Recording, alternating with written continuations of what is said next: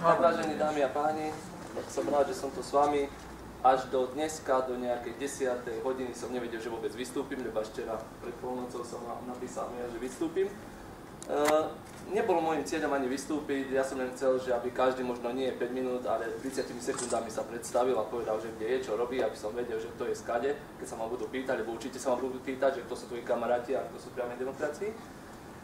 Nemám nič pripravené, takže, ale počas tých vystúpení som na kadejaké myšlienky napadli. Súhlasím so všetkým, čo to bolo povedané, okrem zakázania toho symbolu Európskej únie, lebo ja som za to, aby sa pomaly žiadne symboly nezakazovali. Každý by mal slobodne si prezentovať, čo chce, takže určite zakazovať. Ja Európsku úniu nechcem, ale určite nebudem zakazovať nejaké symboly, tak len toľko, čo sa týka. Inak so všetkým súhlasím, čo to bolo povedané. Potom chcem povedať, že berte ma s rezervou, lebo v dvoch znaleckých posudkoch je uvedené, že som nebezpečný pre spoločnosť. Keby niekto chcel, tak vám to môžem aj ukázať. Nemám to pri sebe, ale proste je to napísané. Chcem len povedať takú myšlienku, že nikdy som si nemyslel, že zažijem komunizmus po 25 rokoch a zažil som ho od 1.12.2015, teraz, od 1. decembra. Nastúpil som do Slovenského národného divadla na pozíciu prevádzkový elektrikár a viete, koľko stojí tam obed v reštaurácii? To vám poviem, nebudem tu zdržovať, 1,8 €, s tým, že raňajky stoja 90 centov aj s rožkami, hej, akože to len na okraj, že... Treba ťa bolo zlikvidovať v zárom.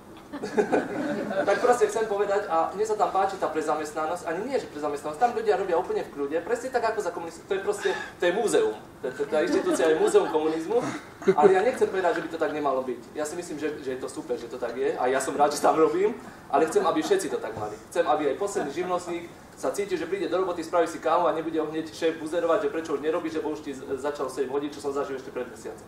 To len tak, čo sa týka toho.